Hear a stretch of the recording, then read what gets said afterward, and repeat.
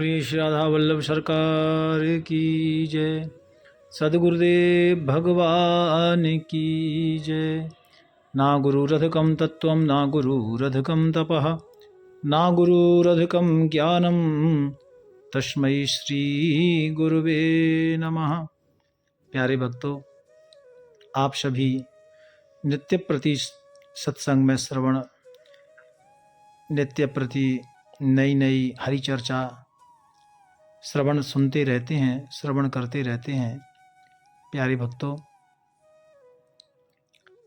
जीवन में प्रभु का आश्रय लेना ये जरूरी है,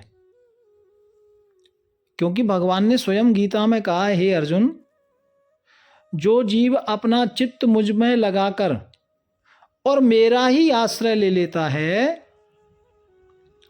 फिर उसको संशय करने की किसी भी तरह की जरूरत नहीं है,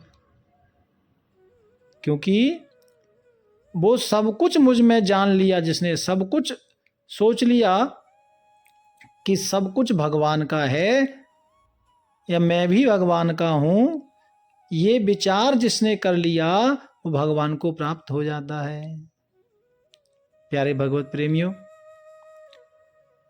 भगवान कन्हैया स्वयं अपने मुख से कहते हैं, हे अर्जुन, जो मुझको भली भांति जान लेता है वो फिर पृथ्वी, जल, तेज, वायु, आकाश, मन, बुद्धि और अहंकार, ये 8 प्रकार की जो भिन्न प्रकृति है, 8 प्रकार की जो प्रकृति है, जो जिन्हें हम अपरा प्रकृति भी कहते हैं भक्तों, इससे अन्य जीव जो एक भूत प्रकृति है अथवा परा प्रकृति, भूत प्रकृति भी कहते हैं, परा प्रकृति भी कहते हैं। तो इस बात को जो भली भांति जान लेता है, भगवान श्री कृष्ण कह रहे हैं कि हे अर्जुन तुम जानो, हे महाबाहो तुम जानो, इस परा प्रकृति से यह जगत धारण किया गया है। क्योंकि प्यारे भक्तों, पृथ्वी में जितने भी जीव हैं, सारी पृथ्वी, जो सारा ब्रह्मांड जो है ना, ये सब प्रकृति के बस में है और प्रकृति ईश्वर के बस में है। भगवान कहते हैं कि हे कुंती पुत्र, संपूर्ण प्राणी मात्र मेरी प्रकृतियों में उत्पन्न होते हैं और इन्हीं से उनका जीवन चलता है।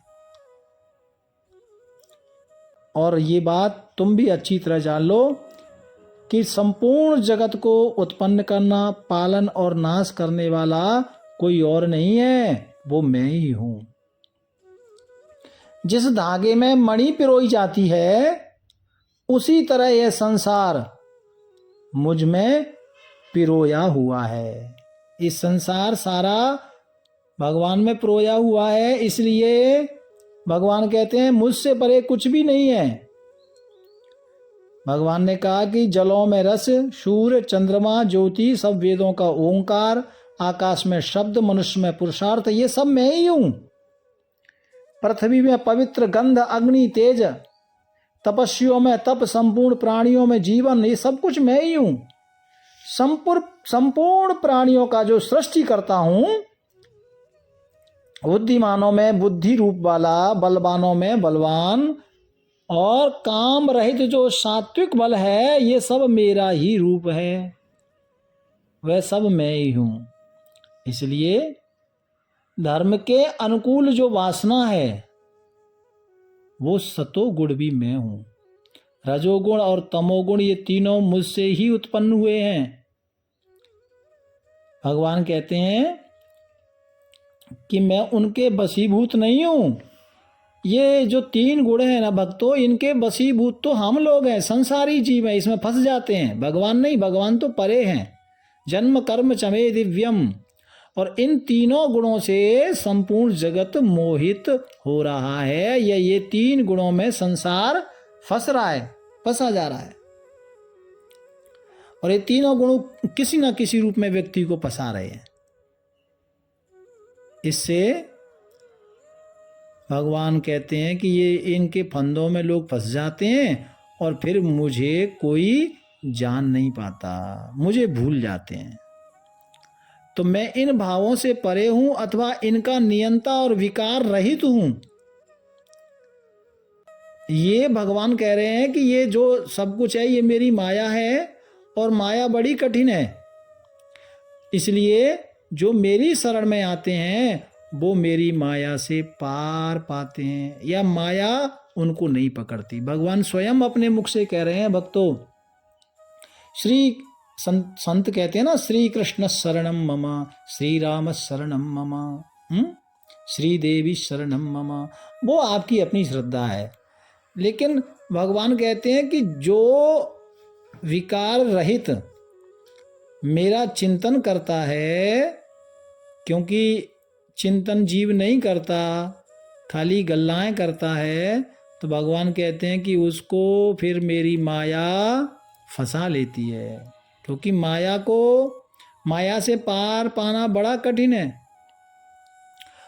जो मेरी शरण में आते हैं और जो आ जाता है मेरी शरण में, फिर वो माया से पार पा सकते हैं। यानी माया के चंगुल में वो फंस नहीं सकते। क्यों? क्योंकि जिनको मेरी माया, जिनका ज्ञान हरण कर लेती है, उस ज्ञान से दूर हो जाने से वे असुर भाव को प्राप्त हो जाते हैं। ऐसे मूढ़, पापी और नराधम मुझको नहीं पाते। भगवान कहते हैं कि हे धनंजय, रोगी पीड़ित आत्मज्ञान को जानने की इच्छा रखने वाला, संसारी या परलौकिक भोग भोगने वाला और ज्ञानी, ये 4 प्रकार के मनुष्य पहले जन्म के पुण्य उदय होने पर मुझे भेजते हैं। इस प्रकार पुरुषों में ज्ञानी श्रेष्ठ मैं हूं, क्योंकि वह सदा मेरे में युक्त है, मुझसे युक्त है। इसलिए ज्ञानी, भगवान कहते हैं ज्ञानी मुझे प्यारा है।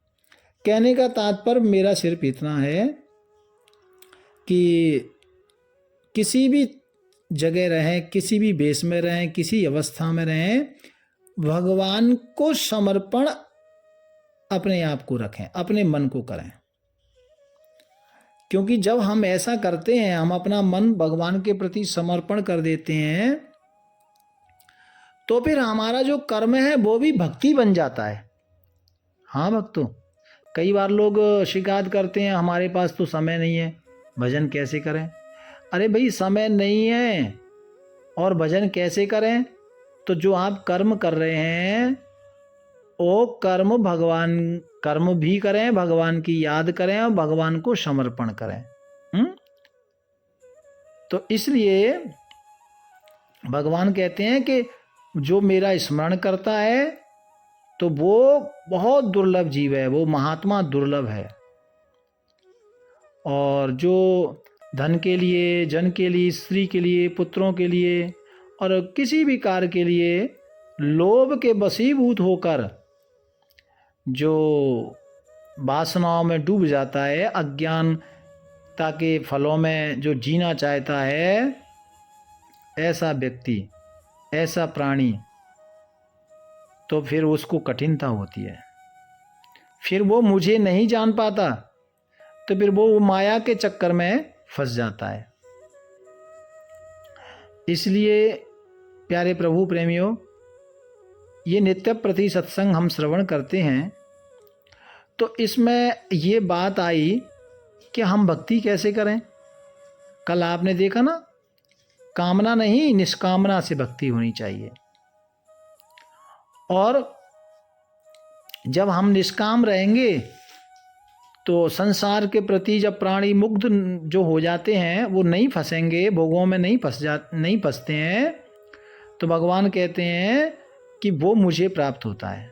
और इच्छा द्वेष से उत्पन्न जो फल प्राप्त होता है ना, और प्यारे भक्तों, उनसे भी किए हुए जाप का जो फल है वो शीघ्र ही नष्ट हो जाता है। इसलिए मेरा कहने का तात्पर्य सिर्फ इतना है कि आप किसी भी अवस्था में रहें, कैसे भी रहें, भगवान की याद नहीं छोड़नी, क्योंकि भगवान की याद निरंतर रखनी है। भगवान की याद हम रखेंगे तभी तो भगवान की माया से बचेंगे। इसलिए भगवान को भूलना नहीं है। और प्यारे भक्तों, भगवान का भजन करना है, निरंतर भगवान की याद करना है, क्योंकि भगवान कहते हैं कि जो मेरा भजन करता है ना, प्राणी मात्र जो मेरा आश्रय ले लेता है, और आश्रय लेकर तो उससे फिर क्या होता है, कहना जरा मरण के बंधन से छूटने का एक ही उपाय है, और वो है भगवान की शरण। प्यारे भक्तों, और कहने का तात्पर्य यह है कि भगवान की शरण ही परमानंद को देने वाली है, अविनाशी पद को प्राप्त कराने वाली है भगवान की शरण। प्यार से बोलो राधे राधे राधे।